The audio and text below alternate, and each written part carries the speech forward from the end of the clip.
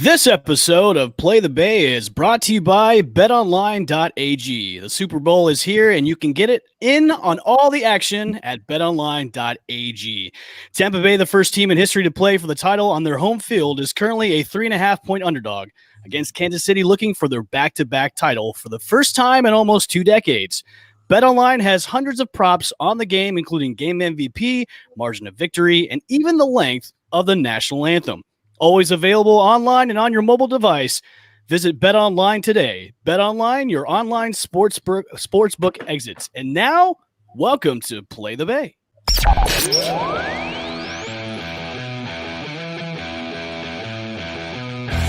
From Channelside Drive, where Lord Stanley Cup rests. Time ticks down. The Lightning win the Stanley Cup. Travel across the bridge to St. Pete to find our American League champs. And the Tampa Bay Rays have just won the American League pennant. And get ready to fire the cannon. Lob pass toward the end zone. Gronkowski, he makes the catch. Touchdown Tampa Bay. What a great grab by Gronk. Because it's time for another episode of Play the Bay. Play the Bay.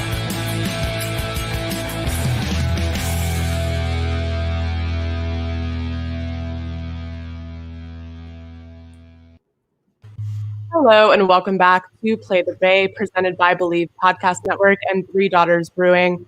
Today we are joined with former Chiefs offensive lineman Joe Valerio and NFL journalist Jeff Fedotin, co-hosts of Bleav in Chiefs podcast on the Bleav Podcast Network. And we are here to preview the Super Bowl because, guys, it's Super Bowl week. We're right around the corner. How pumped are you guys for Sunday's game? Well, I'll speak first since I'm a guest. What keeps playing in my mind is the first game that Joe Montana played as a Kansas City Chief. We happened to be in Tampa Bay, and I'll never forget, and it's to this day, my wife and I will still walk around the house and sing this jingle, and please pardon my horrible voice. Buck Savers, cash and carry, support the brand that supports the Bucks. Guys, we're talking like, what, 20 plus years later, and I am still singing that jingle. All right. So what a great hook has left an indelible impression upon me. that was back in the creamsicle days, Joe. Yeah, it was. You know, Kaylee, the nervousness you mentioned before, I think on Tuesday and last week too, it's like starting to get real. Like I was in my closet getting on my Bucks jersey before the show, and I was like, man, it's starting to get real, man. We've got the Super Bowl in less than 4 days. It's getting to the nitty gritty, man. I'm excited. Tomorrow's Friday, and then it's like, bam, we got the Super Bowl. I'm excited. Let's go. Yeah, I'm watching you guys get nervous for it, and I'm so glad my team is terrible and probably won't be there for a while, so I don't have to deal with that right away. What's a menu look like, guys, for a Tampa Bay Super Bowl? Like we know in Kansas City, Jeff, we're eating, right? Burn ends. We're eating brisket. Oh, wow. You know, we're eating wings, barbecue. Like what's a Tampa Bay tailgate look like? Because we all know what a Kansas City barbecue tailgate looks like. So I would say mostly wings, and you got to have your sides, or like dipping sauce. Now, if you dip in blue cheese, you can go to hell because blue cheese is gross. Have your ranch dressing there. I think lots of fried foods. You know, fries, nachos, lots and lots of beer. Dipping, like buffalo chicken dip is a big one. Salsa too. What do you think, Chip? I mean, you hit all the great stuff. A lot of good finger foods. Burgers, always out near a grill, always trying to get those things going.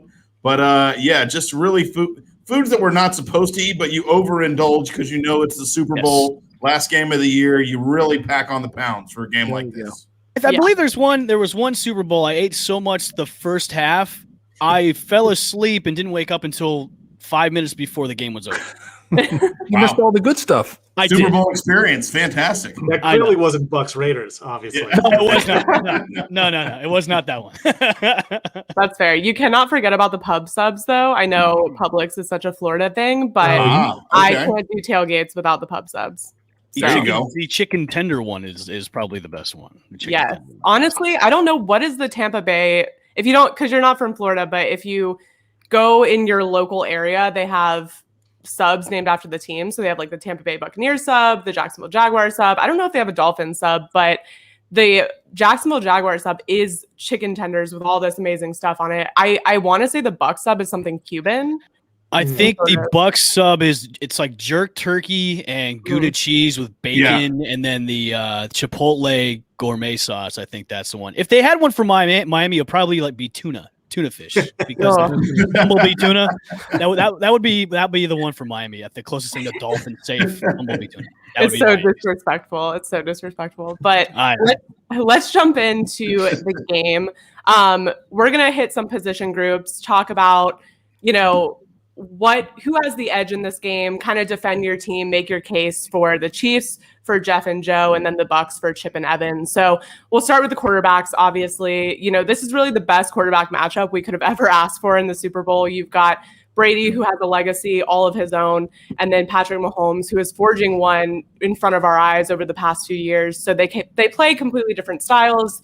Patrick Mahomes, the young, mobile guy. Tom Brady is really a pocket passer, but they really go toe-to-toe on stats. And even though they have an 18-year age gap, we're seeing them perform at really the same level. So, Jeff and Joe, we'll start with you, then we'll go to Evan and Chip. Make your case for why Patrick Mahomes has the edge in Super Bowl 55.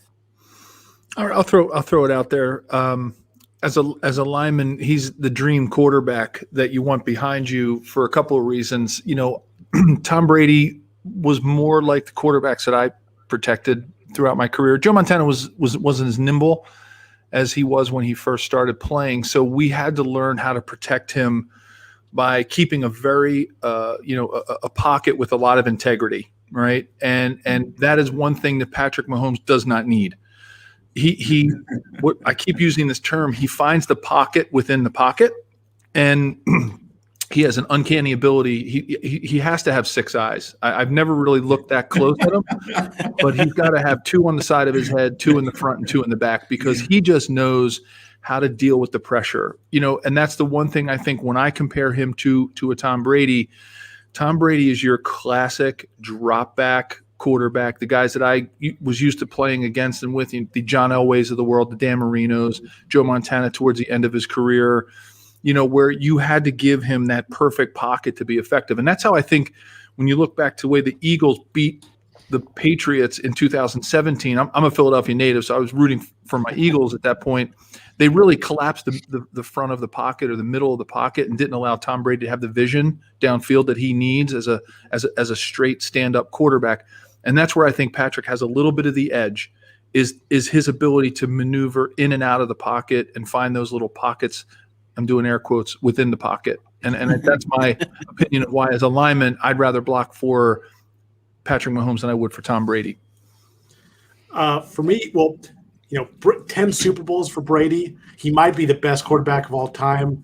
And what he's doing at 43 is amazing. But I just think Mahomes is the better player now.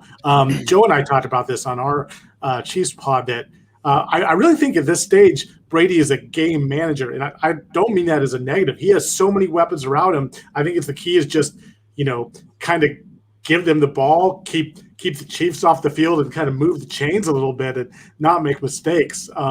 Hey, and again, that's no disrespect to Brady, but I think right now Mahomes is the best quarterback in football. You can make a great case that he's the best player in football too.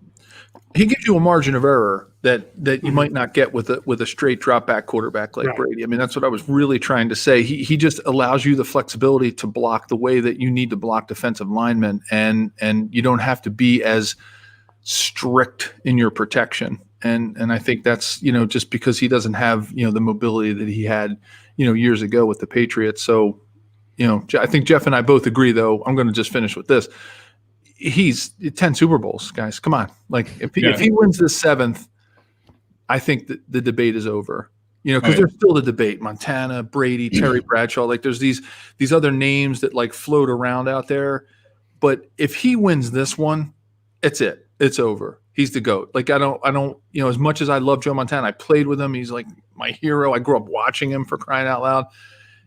If Tom wins this one, it's over. 7 Super Bowls in 10, 2 different teams in a different conference, a new team that when you look back at the memes that were on the internet early on in the season, like, with like everybody was thinking the sidelines like staring into space, like, when the recruiter tells you the job was going to be good, in quotes. He wins this one. It's over. He's the GOAT. Joe, I would say the conversation has been over already because he came from New England. He was there primarily all of his career. He comes over to the Tampa Bay Bucks, of all places. Now, granted, it looks great on paper. You know, you're trying to pick which teams you're going to go to, and Kaylee's kind of mentioned this before. This was probably predetermined 2 years ago when Tom Brady was thinking about leaving New England. But I think from going from one conference to another, one team to another, leaving an entirely old system that he had to learning a brand new one with brand new players, a brand new coach, a brand new scheme, and then bringing his team all the way to the Super Bowl, where a lot of people said Brady was washed up. He didn't have the arm strength anymore. He couldn't learn a new system, where at the beginning of the season, he was up and down roller coaster because the offense wasn't gelling together. I think him taking this team without Belichick, with all those guys in New England, to now, I think kind of stamps his GOAT status. Now, I think the cherry on top would be, you know, if he wins the Super Bowl. I think the conversation is probably over already. You know what I mean?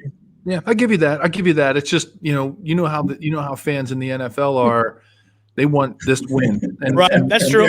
And the whole NFL is going to be looking at this. And Jeff and I talked about this, about the aura of Tom Brady.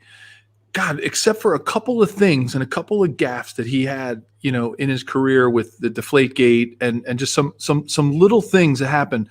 It's for some reason our society roots against people who are ultra successful, right? He's got the supermodel wife. He's got the looks, right? He's handsome as the day is long. Like, come on. Like how do you total package? It's almost like he sleeps upside down. He's got his baby mama congratulating him on Twitter. He's the full package. There's just a couple of things I think that for some weird reason our society like roots against people like Tom Brady, and that's been the thing that's been his knock. And I think that's what's hurt him in the GOAT status, like in those debates that go on. And that's why sports radio and sports TV is fun, right? Because we get to debate all this stuff. And it's very interesting to me that he has had that kind of love-hate relationship with the fan base in the NFL. You know, when I remember in Philadelphia when the Patriots played the Eagles, and you know there was that map of the country, and it said everybody that's rooting for the Eagles, and the whole map was green except for this little dot that was red rooting for Brady, and it happened to be Massachusetts. Like, there's just some weird thing about people not wanting people to be ultra successful. It's so bizarre, and I think that's why I think, Evan, it needs to be the cherry on top that gets him to end the debate. Because if he plays poorly on Sunday, people are going to go, you know, and I fear that for him. You know, I fear that for the Bucs fans because I just don't want that to happen. Because I'm fearful of that right now. Like I go into each season like with my expectations so low. Like if they do bad, which they've been doing the past 5-6 years with Jameis Winston, I'm okay with them doing bad. But now the expectations going into the season were still low. But they've been blown out of proportion. So I'm okay. But like if he plays like absolute dog shit, which I highly doubt, it'll be so sad. I'll be the crying Jordan meme on Monday. That's how bad it'll be. Quick segue too. One of the guys that you talk about, of course, the greatest all time. I think Joe Montana is definitely in that conversation. For the Bucs listeners out there, Joe, that's kind of one of the things he's known for. In the 90s, he caught 4 touchdown passes, Joe, as a tackle eligible player from Montana. So as far as knowing, it's kind of the greats. He knows exactly how those passes came out from Montana. Yeah, my dad always said, you know, I knew you'd make it to the Hall of Fame. He goes, I just didn't think it would be on somebody else's plaque for how many touchdowns we got from him. So, but yeah, that was a treat of a lifetime, right? I mean, getting to catch passes from Joe Montana. That's why there's a little bit of an affinity in my heart for Joe, and always thinking of him as the GOAT. You know, that if he can throw touchdowns to a 305-pound fat guy, that, you know, he must be doing something right. You know? But Brady also had Vrabel, so he knew what it was like to throw those touchdowns to a very odd receiver. They called me the wide receiver when I was in it was a new position we developed. Love that. Grandfather versus the godchild, or whatever you want to call it. The old guy, new guy, experience, wisdom, youth, athleticism. That's the coin we're about to get to. We're about to have that flip, and I'm glad we saved the last game of the year for this one. This will be a good one. Yeah, it's high drama. I mean, this is fantastic. It's, people in Kansas City couldn't have, wished for a better Super Bowl. I think there were some Kansas City fans that are old school that were maybe hoping it was the Packers so they could replay that, Super Bowl I. That was like something that was in people's minds because, that was just for the history of it, right? But I think from an overall game perspective, this is the game I think everybody's going to want to have wanted when they see it played out, because I think it's going to be fantastic. Oh yeah, you've got two incredible offenses. I know you maybe this is a segue for you, Kaylee, that you wanted to chat about. It's the O-line, the thing that we're worried about. Jeff and I have been talking about this all week. I'm not as worried as much as the pass protection because I think Patrick, he helps equalize a little bit of that because he's so elusive. It's in the running game. If the Chiefs line without that chemistry of playing together, because you have to remember they're not just missing Fisher and Schwartz, right, as the starting tackles. I mean, you've got the big free agent pickup in the middle of this, for last season, who was hurt in the middle of the season, Osemele. Right, you got Laurent Duvernay-Tardif, who's acting as a physician up in Canada. He took the year to take the COVID exemption so that he could treat patients as a doctor, which is incredibly admirable. So they're really missing like 4 starters when you think about it. They're not just missing the 2 big tackles for this game. And I think it's the running game where if the Chiefs don't establish a running game early, it's going to be really tough to stop that defensive front. In a lot of ways. Are you guys healthy at the running back position? I know Clyde Edwards-Helaire and Le'Veon are both questionable right now. Is that correct? Yeah, all are expected to play. So I think all hands on deck there. Actually, the Chiefs are the offensive line is really the worry about the health issues. Other than that, Sammy Watkins sounds like he's going to play. Willie Gay might not. He's been a good linebacker from a rookie, but really the offensive line is where they're hurt. Every place else they're very healthy. Yeah.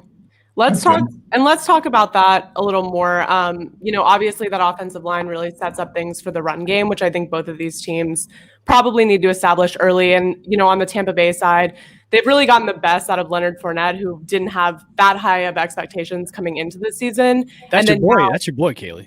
No, let's not even go there. But now those are back a healthier Ronald Jones, and then he's been nursing that quad injury, and then on the other side, like you mentioned, Clyde Edwards-Helaire, Le'Veon Bell, Williams.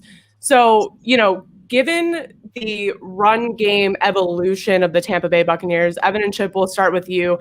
How do you feel about this? We'll lump in the offensive line of the Buccaneers and their run ability. And do you think they have the edge in the run game? And then we can go to Jeff and Joe and talk about how you feel Kansas City has the edge in that run game.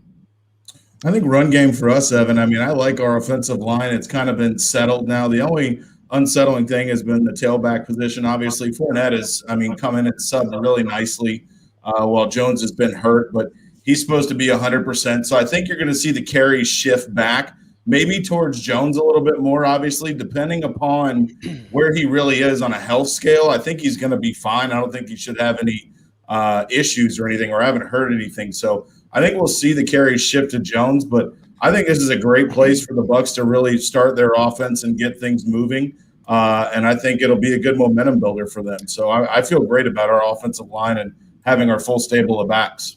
The Bucs have a great problem right now, and that's they have 2 great running backs on their squad, and they're both pretty much 100%. I know Ronald Jones has been a little bit injured, with a quad injury. So, but having them back now, giving Rojo limited touches the past couple of games against the Saints and the Packers is a good thing, because now going in the Super Bowl, it's almost like misdirection, because now you don't know which one the Bucs are going to give the ball more to. Is it going to be Rojo, or is it going to be Fournette? Who's it going to be? I think Rojo, but we'll see. I honestly, I don't care. Give him split carries 50-50 or do 80-20 on one of each. But I think both of them have hot hands right now. They've both been running the ball great. That's a great problem they have for the Bucs, and their offensive line has been fantastic in the playoffs as well. I think they gave a 1 sack, against the Packers in the NFC Championship game. So going into this, if they get the run game going early, that's going to set the tone the rest of the way, because obviously everybody knows in this day is if you can control the clock, you control the game. Yeah. I mean, on the Chiefs side, Kaylee, my biggest fear is the front seven of the Bucks. And if the Chiefs can't establish a run game, and for right now, we can't give the advantage to the Chiefs. We just can't until the game starts. Because number one, we don't know how this line is going to gel with all five of them playing in off positions, right? Except for Austin Ryder, who's been at center. Nick Allegretti's done a really good job at guard. Young player, but he's really established himself. Stefan Wisniewski has been to Super Bowls before with the Eagles and the Chiefs. Yeah. Remmers is a longtime vet. I mean, Wiley's moving out to right tackle. So it's makeshift at best, right? What we have here. And not knowing the true health of how the backs are. I mean, Damian Williams has been fine. He's been pretty healthy, but with Le'Veon Bell and Clyde Edwards-Helaire not really being 100%, we can't give any advantage to the Chiefs in the run game. And if they don't establish it, that front seven of the Buccaneers might be the best that the Chiefs play all year, or have played and will play. And if they can't get the linebackers in that sort of, we'll call it's kind of like a mishmash of a 3-4-4-3, because Jason Pierre-Paul's like a semi-defensive end outside linebacker, right? If they can't pull those guys up, that's what the Chiefs do. They establish some running game to be able to let Patrick use the speed of the Legion of Zoom both horizontally across the field and vertically, right? And if they can use – if Sue and Villa and Golson and Pierre-Paul, if they can establish a win up front with just those four, the Chiefs are cooked, because they won't be able to get the spacing they need to let Travis Kelce post up, using the NBA term. They won't be able to let Tyreek Hill Tyreek Hill is very effective in like the 8 to 14 yard area from the line of scrimmage, running across the field. Everybody thinks, when you're a fast receiver, you should be going vertically. No. Eric Bieniemy's offense has a horizontal stretch to it that is effective.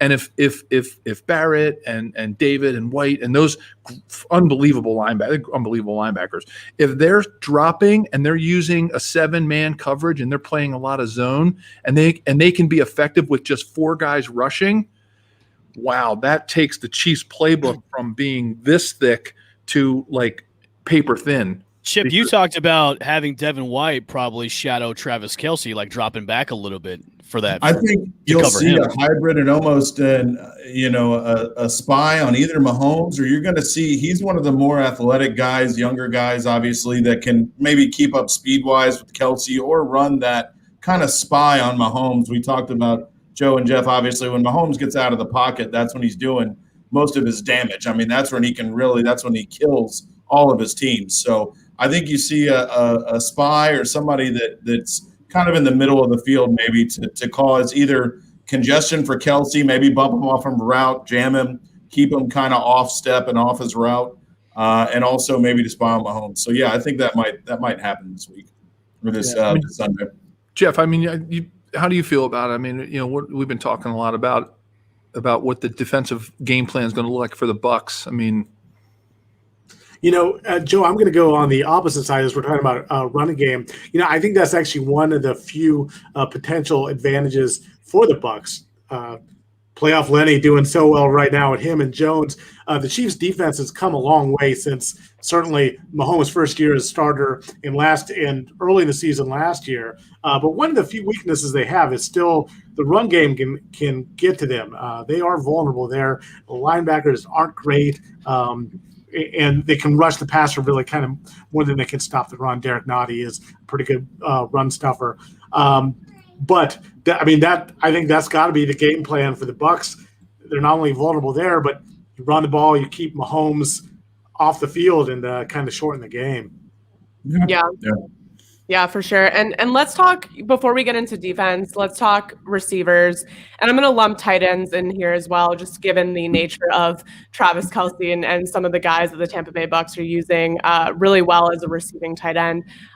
For the Chiefs, you've obviously got those go-to guys, Tyreek Hill, Travis Kelce, but then right when defenses figure out how to slow them down, you've got Mecole Hardman and Pringle. So, you're looking at a really talented receiving core. And then on the other side, Tom Brady's just got a plethora of weapons when it comes to Godwin, Mike Evans, Gronk, Antonio Brown, Scotty Miller making plays, rookie Tyler Johnson getting into the action, and then Cameron Brate coming in clutch last game. So, Jeff and Kaylee, Joe. I don't mean to interrupt you. I'm sorry. Don't forget Justin Watson. Go Quakers. Okay. I had to interrupt you and say that. Justin Watson. Go Quakers. Okay, go ahead. I'm sorry. Yes, absolutely. So, we'll start with Jeff and Joe. Just talk a little bit about, those more low-key guys on the receiving core coming into this game and why you think maybe reaching beyond Kelsey and Hill, should the Bucs defense be able to slow those guys down? What does that receiving core look like? Can they hold up? And why do they have the edge on the receiving game in this Super Bowl? It was interesting. It's also both these teams have great, maybe the two best sets of kind of receiving weapons. But it's kind of interesting. The Bucs, I feel, are more like the basketball team. They have the size. They have Mike Evans and Godwin. The Chiefs are just more about speed, and they've got it everywhere. I mean, Hill, I think, is the fastest guy in the NFL. Hardman's close behind. As far as the X factor, though, once behind Kelsey and Hill, Sammy Watkins, who is finally healthy, he's been really good in the postseason. He had that big catch against Richard Sherman that kind of keyed the comeback in the last year's Super Bowl. He kind of, the way he's been in the couple of years with the Chiefs, he gets hurt a lot during the regular season. He doesn't do much, but he has his best games in the postseason. So he's a guy to watch out for, and for sure, another option there for Mahomes. He's such a boomer bust guy in fantasy. That's why he frustrates me the most. It's all good. I mean, even Edwards-Helaire was really, he was brought into this offense to not be a Leonard Fournette, he was, or a Derrick Henry, he was brought in to swing.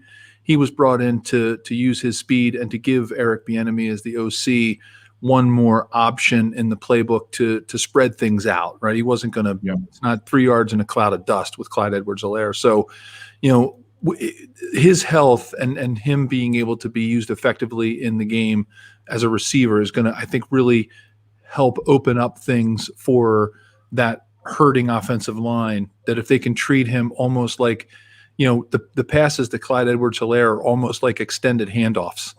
And I think that's going to be a big factor to see what his health looks like early on in the game. So, and Travis Kelce, Gronk, I mean, you can make the comparisons about their accomplishments, but they're very, very different tight ends. Travis Kelce is much more of your old school, back in the days in the 90s, you had this position called an H-back, right? It was like the lighter tight end, smaller. Gronk is just a beast, and Jeff and I talked about this on our pod. He's been a Chiefs killer.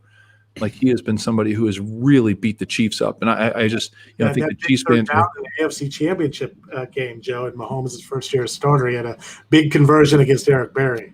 Yeah, we just hope that the Coach Spagnuolo has a plan, for Gronk, because it could be his last game. Who knows? He might be playing so all out that he goes crazy. I think Gronk has his best game is this Super Bowl right here. He's been quiet all year. He's been mostly a blocking tight end. I think he has his best game. This is his time to say, "I'm here. I'm here, mother effer. This is the Gronk time. This is Gronk. This is the Gronk. Gronk love football. Gronk scored touchdown with Tom. This is it. And he's already said he wants to come back to the Bucs next year. So I don't think we've seen the last of Gronk. He can tutor, keep tutoring Cameron Brate, who, Harvard guy. We always said at Penn, you can always tell a Harvard man. You just can't tell him much. I look at the Bucs wide receivers and now Antonio Brown has been upgraded to active. He's going to be on the game on Sunday, and that just adds another weapon to Tom Brady's periphery of guys to throw to. It's almost like he's a kid in the candy store. He's got the cafeteria style, moving from one section to another. Do I need chicken tenders? Do I need a side of macaroni and cheese? Like, that's how it is. And what's great about it is all these guys are – I want to see a Scotty Miller, Tyreek Hill 40-yard dash, by the way, at halftime. If that doesn't happen. I wish they should do that instead of the halftime show. Forget the weekend. We don't need the weekend singing, right? We need to see a sprint. Like, the weekend already overpaid for his halftime show anyway. $7 million. For weekend slander. No weekend slander allowed. Kaylee, I'm muting you right now. You're muted right now. My daughters are super excited, Kaylee. So these guys, they can't wait to see the weekend, right?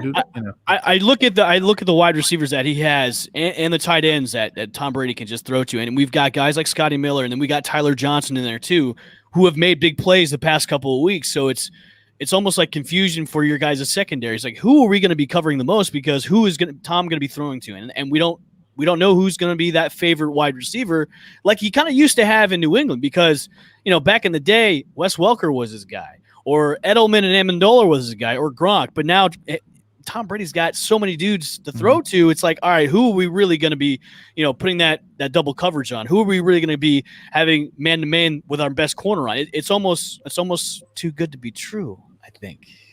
Chip, I think that's the one thing. That's the one thing I'm worried about, is that you have so many options, and we've talked about this as the Buccaneers started their season and had a lot of trouble gelling in the offense, and everybody finding their roles, is really locking down what your game plan is and what you want to accomplish in this game. If you want the run, let's get it started and get that moving.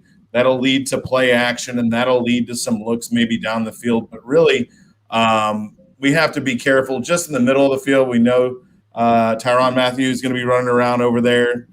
He's going to be, making plays. So I would go against the grain and not throw towards his side. Wherever he is, throw the opposite side. I think we'll be all right. Yeah. The one thing I've been talking about, and everybody wants to know about Andy Reid and the Magic, and how did he do it in Philadelphia? A couple NFC championships, gets to the Super Bowl, didn't win the big one, but come on, his success speaks for itself, wins and losses. What he does, and I hope your fans watch this game and from Andy Reid's perspective, and his playbooks are not designed to fit players into his playbook. He takes the reverse approach. He creates a playbook to support the talent, the strengths, and the development needs of his players.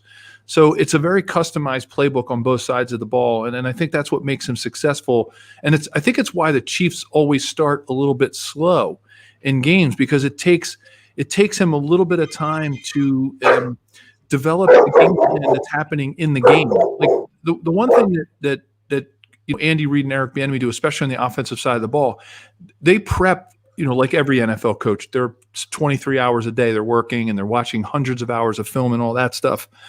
But their game plan changes so fast once the game starts, to see what the other team is doing.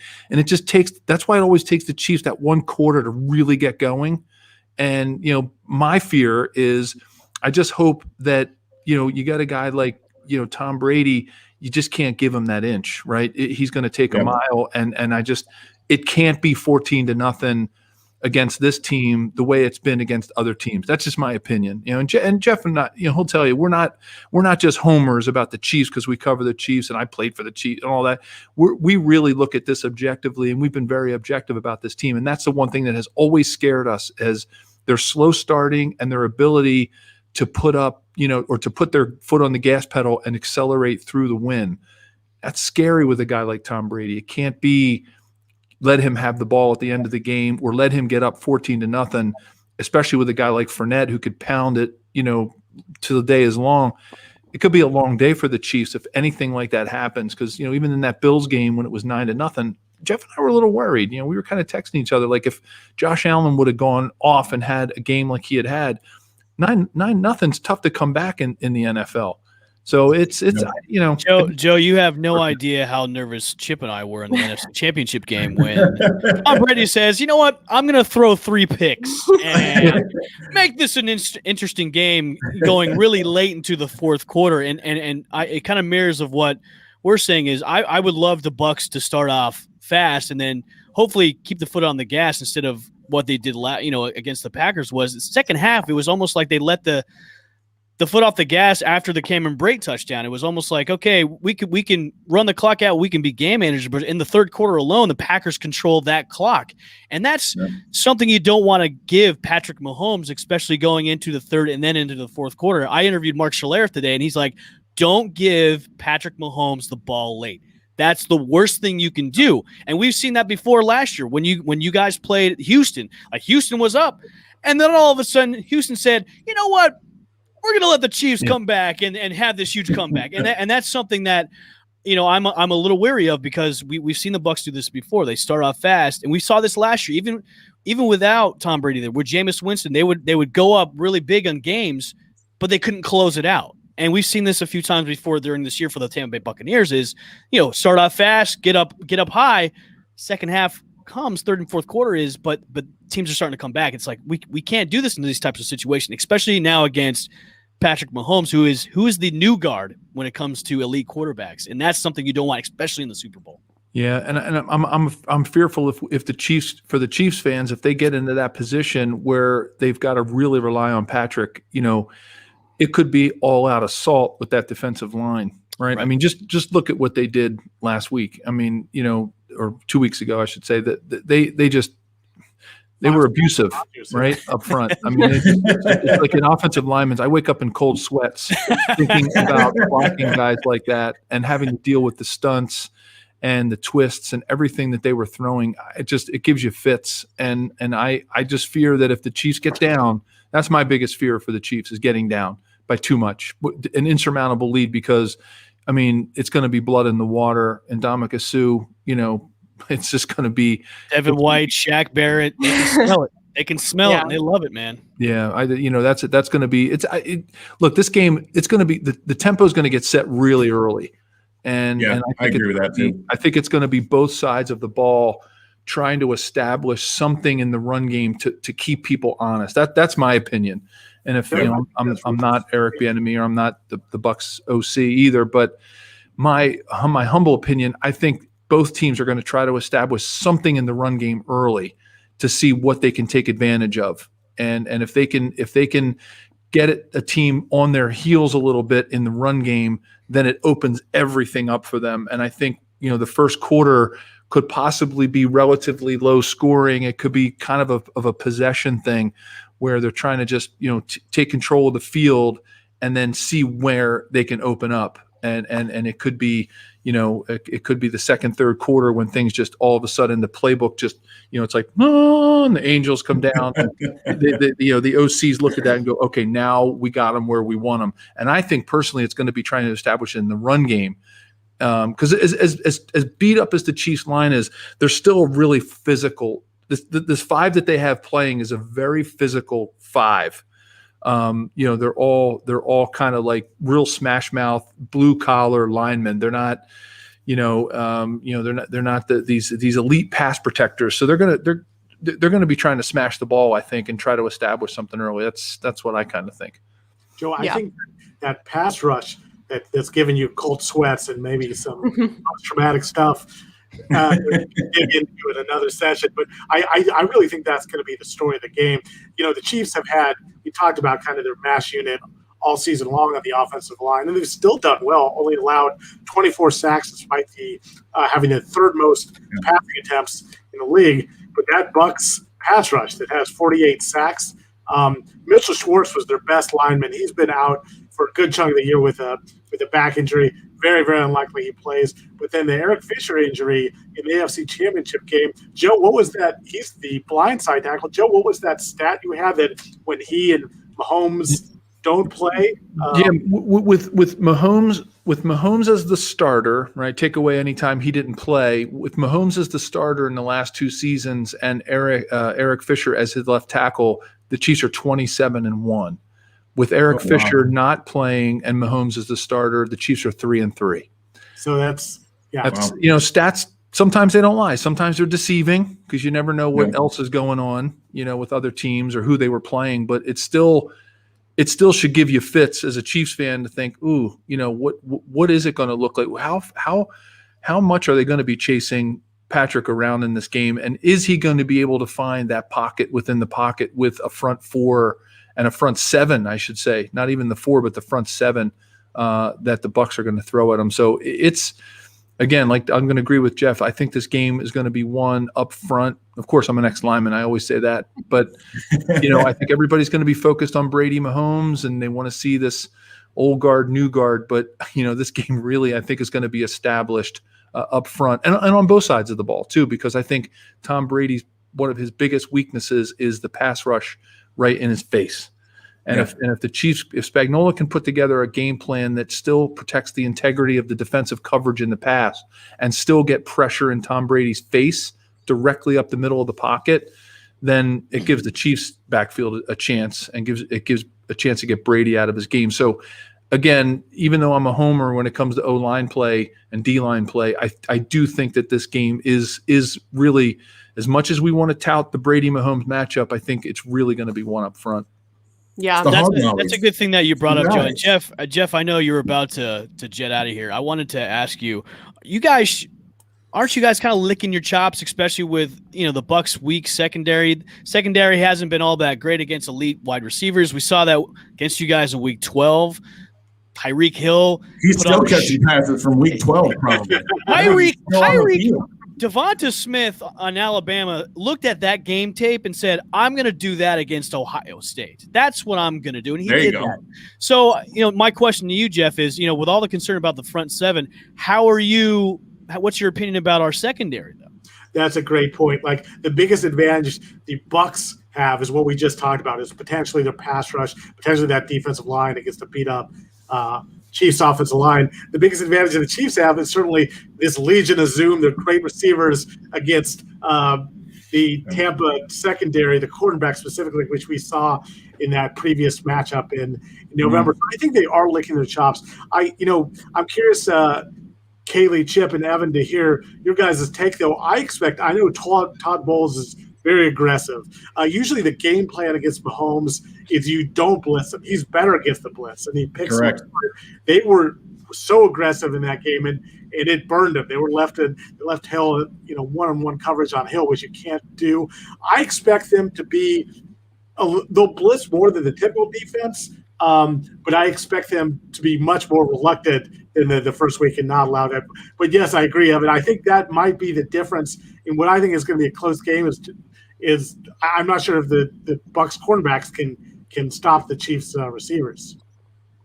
Yeah, for sure. And I think I agree with you. I think Todd Bowles is the guy who's really aggressive up front. But, I think where they found success is knowing when to drop those interior guys back into zone coverage. And it's worked really well against teams that have quarterbacks that are better against the blitz. And I think Todd Bowles has a good handle on that balance. And we've seen him, I think 40% of the time he's blitzing, which is just insane given what other NFL teams are doing in this league. But I think this is a time where Todd Bowles is going to look at that tape. And I think you don't want to get Patrick Mahomes out of the pocket. That's not the goal. The goal is to really keep him there, get to him fast.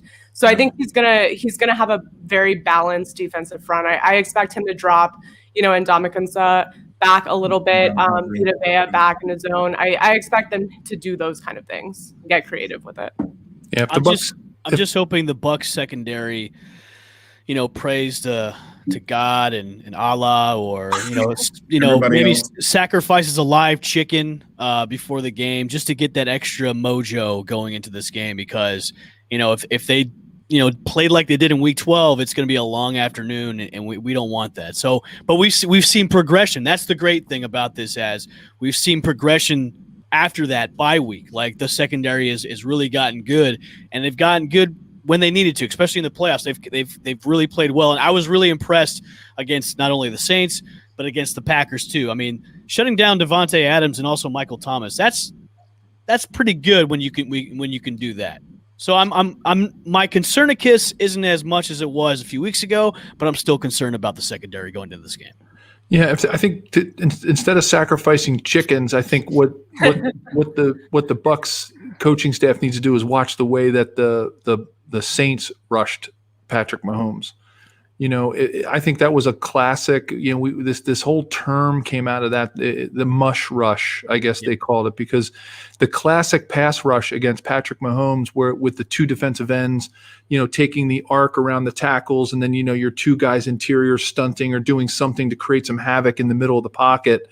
That doesn't work with Patrick Mahomes. It gives him too many options. All it takes is all you need to do is ride the defensive end around him, and he's going to find, like, I know I've used this term like 6 times tonight, pocket in the pocket, but it's something I really want listeners to look for, because that's what he does. He's got those 6 eyes. He sees that little piece of the pocket he can step up into. He's got the cannon and the legs to deliver the ball, and that's the extra second he needs for this Legion of Zoom that just through the secondary. And I think if they just kind of take the old Revolutionary War approach and just plow that defensive line ahead, don't give Patrick any openings to step up and give him that extra second, I think it changes everything. And I think, they need to watch the way the Bucs did it, because the Bucs, I think, that was the best rush that I'd seen, and the best way that they approached playing Patrick Mahomes was in that game. And I think that's what they need to do. And I think they have the talent up front to do it, the Bucs. See, that's the thing. I mean,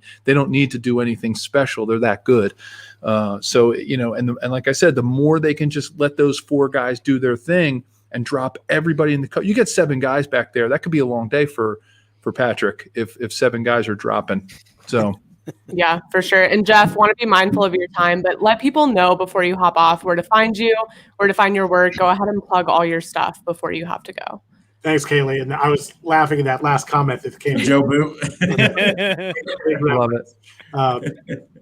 Yeah, thanks, Kaylee. So I cover the Chiefs for Forbes.com. So that's the place to find all my content. And then I am the co-host with Joe Valerio, the recipient of those Joe Montana touchdown passes that we just talked about. He loves talking about those.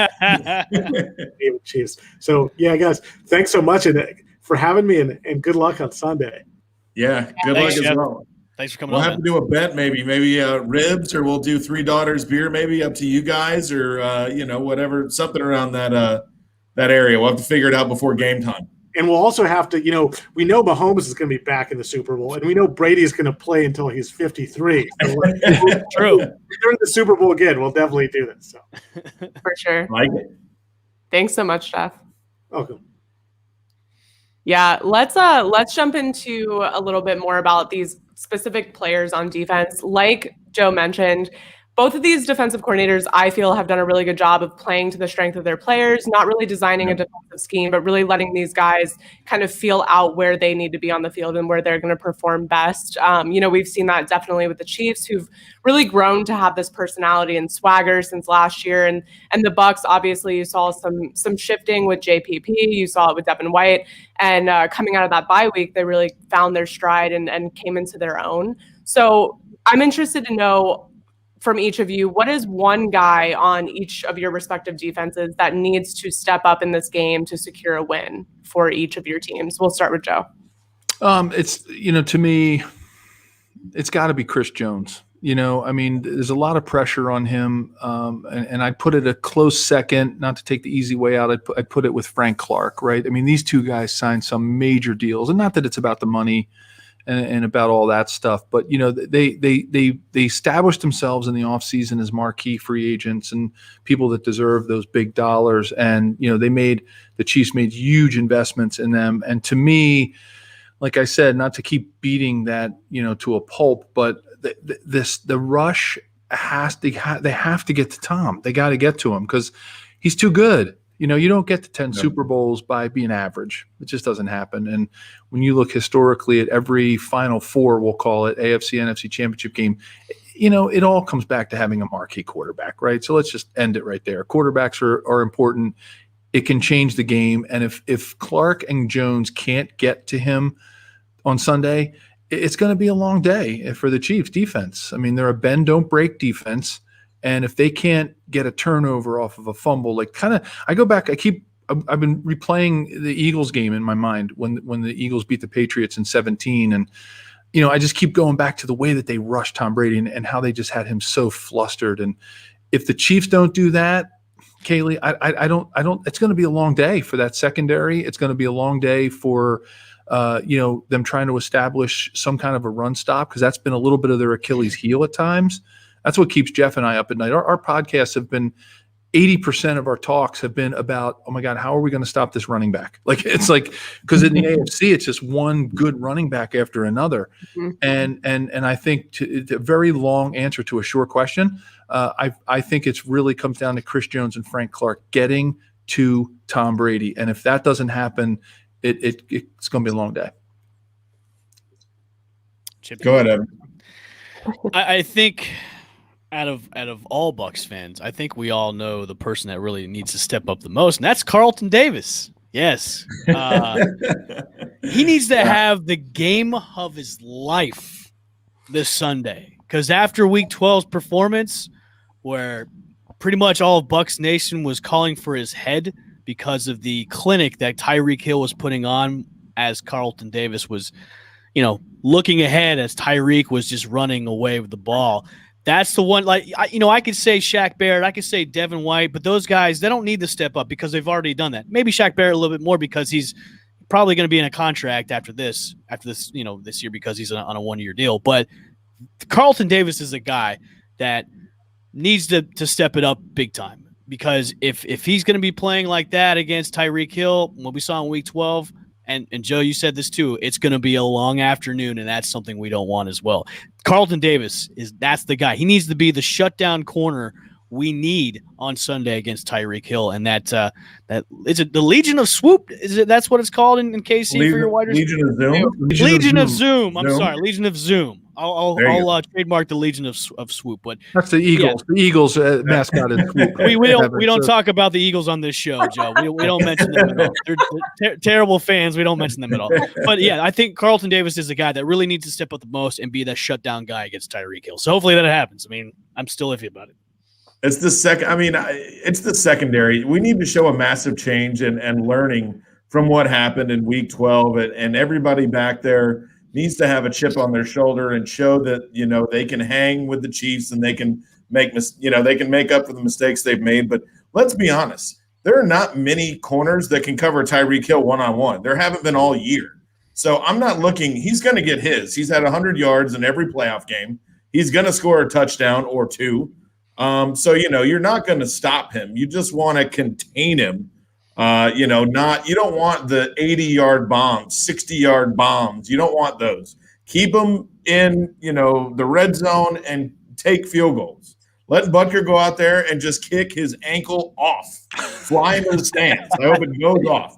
But, just show that you've learned and show that you can, be a defense that can at least slow them down. Because let's be honest, no one stops the Chiefs all year. No one's done it yet. So I would say this: do the opposite of COVID. Don't be 6 feet apart. Do them at arm's length. Be arm's length. There you be go. sticky, right? Tony Romo term. Yep. He uses it all the time. They've got to be sticky. And I'm glad the game's on CBS too. I really like those two together. I think Tony Romo provides some really, really good insights during the game. He's kind of I enjoy. Kaylee is actually disappointed that Joe Buck is not calling the game. It was something she was really disappointed about.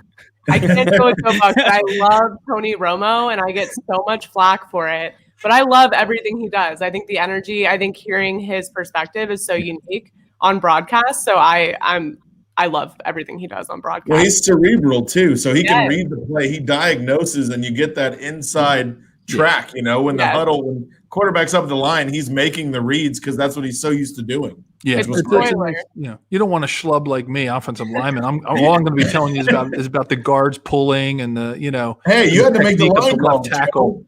Come on, Joe, you make the line calls. Yeah, there you go. We could pair up and he could do the quarterbacks in the backfield, and I'll do all the line play. If Romo could only have done that when he was playing, calling the defensive schemes, he would be in the booth right now. Yeah, no, he'd have multiple champions. Like Tom Brady, he'd still be playing at 52. That's true. It's a lot easier when guys aren't running after you, trying to dismember you and kill you, I guess. Yeah. We got to get Tony Romo some of those avocado smoothies that Tom Brady is Ice cream. That's right. Avocado everything, I'm sure. But before we get out of here, let's jump into some props, both player props and then non-player kind of fun props. We'll start with the Chiefs. Defensive tackle Chris Jones, a guy that we've mentioned, big contract. The most important thing is that he gets to Tom Brady. You mentioned it. We talked about it. It's been a conversation all week. What is the over/under that he gets a sack on Tom Brady? Over/under 0.5. So does he get one? Does he not get one? I personally think he gets one. I really do. I think he gets one. Yeah. I think he gets one. Yeah. Maybe one. One. Yeah. Okay, that's fair. Okay, next one. Patrick Mahomes passing yards. Over/under 329.5. Ooh. I think he's going to throw over it because I don't think the Chiefs are going to have much of an option other than throwing the ball. Because I just don't know if how healthy the backfield is, and if Damian Williams can have another game like he did in some of the playoffs last year. And I think it's the Chiefs' only option at this point, especially with the banged up line. I think he's going to throw over for it because he has to. Yeah. What I think are the he'll go. what are the I think betting? he'll go under at like 323 or like 320. I think he'll be right up against it. I want to say, what are the betting odds on this? It's over. It's over. Right now. Everybody's saying over. Yeah. I think it's there was a passing touchdown prop that I believe was taking the under. I think it was at 3 or 4, but I think the passing yards was over at the moment. Screw the odds. He's going to go under. Fair. Okay, Rob Gronkowski, we talked about him a bit. Is he going to score the Buccaneers' first touchdown in this game? Oh, the first one. Ooh. No. I think it would be a rushing. Yeah, I think it might be a rushing touchdown. I'm with you, Chip. I think it's going to be a rushing touchdown. Or maybe it's Justin Watson from Penn Quakers. There you go. Hey. That would be interesting. Tom Brady passing touchdowns over under 3. I'm gonna say 3. I was gonna say I bet he hits that on the head. Yeah, I say maybe. 3. I agree. I'm not taking the easy way out. I think he goes for 3. I think the Chiefs are pretty tough down low against the run. I think he's gonna have a couple at least from 8 out. And then he'll have one down real close. He'll throw the ball post Gronk up or somebody, or maybe Justin Watson from Penn. No, it could be. Well, the over under is 56 now, so each team is going to put up. I mean, you're going to see 4 touchdowns probably. Yeah. So, well, you probably have 1 rushing and 3 passing. I'll stick with 3. I like that number. I say 3. Okay. It's a nice consensus pick. So the next 3 are going to be a little non-player, non-game related. But which coach is going to rip off their mask first to yell on the field or at the refs? Is it going to be Bruce Arians or Andy Reid? Is Arians? No way. I think totally Bruce. I played for Bruce when he was in Kansas City. So Joe, is Andy Reid rocking the face shield? Well, that could be a prop bet. Yeah, because that could be who rips off the face shield first. Because if it is, I would say BA will rip it off first because he gets frustrated pretty easy. Totally. Yeah.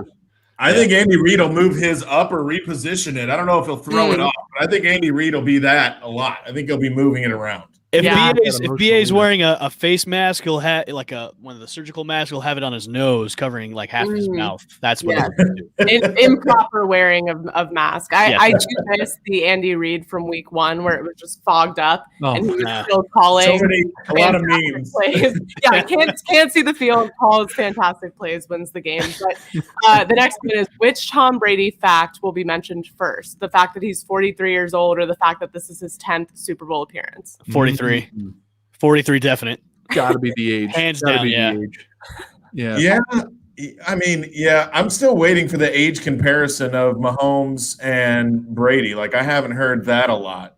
Yeah. But I'm still that'll be top subject is Tom Brady's 43 years old and his 10th Super Bowl. Mahomes was in diapers and swaddling clothes, And who's calling the game with Romo? Is it Nance? Is that who's calling it with him? I mean, they're the team. Nance will he'll mention it first. He'll say Brady is 43 on his 10th Super Bowl. He'll say something like that. Yeah, but the age is going to come first for sure. Yeah, definitely. 100%. Okay. Yeah.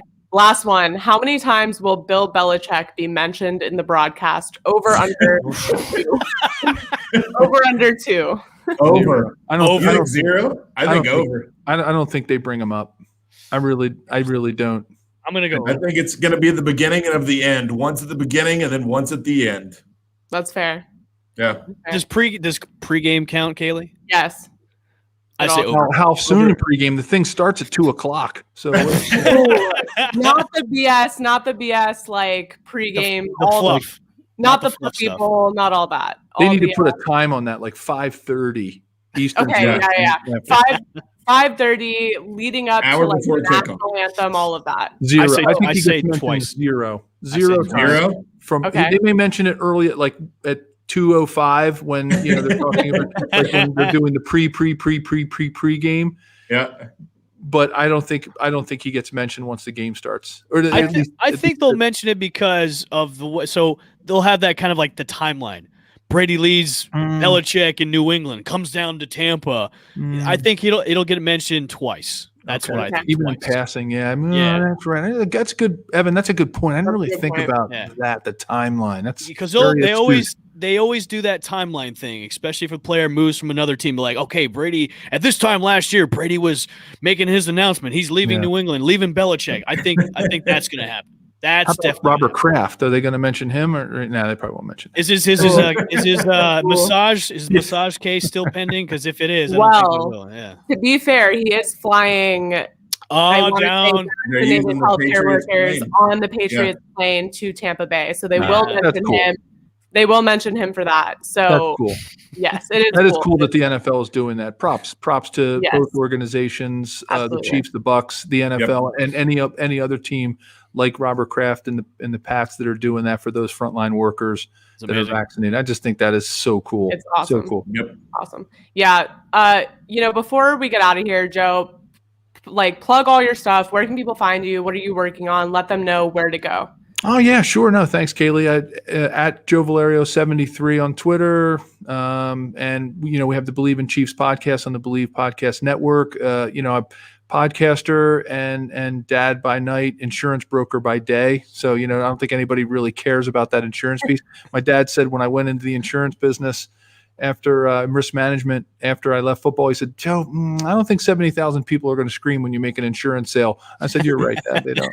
And so that's what I do during the day. And living here in the Philadelphia area, triplet daughters who are out of school, out of college, Wow. doing a couple of Congratulations. frontline workers. So proud of them for that. But yeah, that's what I'm doing these days. Just doing our thing with the Chiefs podcast.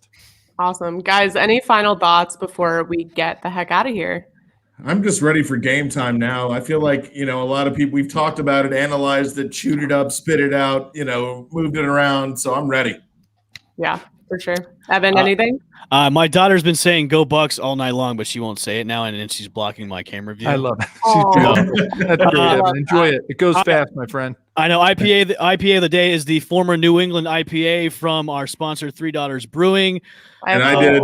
Joe, thanks for coming on the show, man. It was a blast to have you on. We will be live at Rafferty's Bar and Grill on Sunday from 5 to 6 right before the game. So everybody come on out, have some good food, good atmosphere. It's going to be a hell of a game. I can't wait. My goose pimples have already started to get up after mentioning that. So yeah, it's going to be a great time. Yeah, Yeah. it's gonna be great. Thanks for having me on, guys. This was a Thanks. blast. Joe, good It was luck. a fantastic Thank you, game. Joe. I'm super excited about it. Yes. Yeah. Absolutely.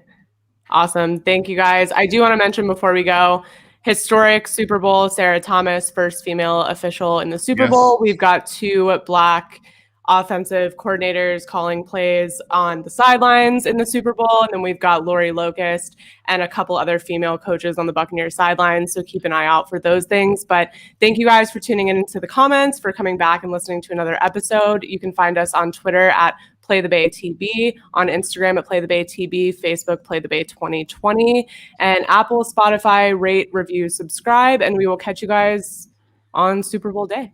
On the flippity flop. On the flip. Hashtag fire the cannons. Let's go. Let's go.